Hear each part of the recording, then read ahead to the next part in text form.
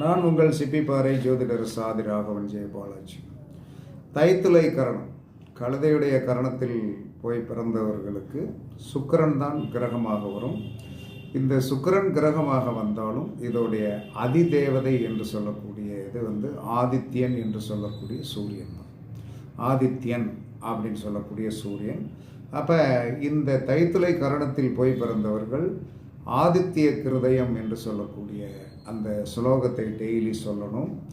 Daily என்ன சொன்னோன்னா, மாம்பழம் அல்லது மாம்பழச்சாறு அல்லது அன்னாசி பழம், அன்னாசி பழ ஜூஸ் சாப்பிடுவதன் மூலமாக, அன்னாசி பழ ஜூஸ் சாப்பிடுவதன் மூலமாக இவர்களுடைய கரணம் பரிபூர்ணமாக தடையில்லாமல் என்ன சொல்லணும் வெற்றி வரும்.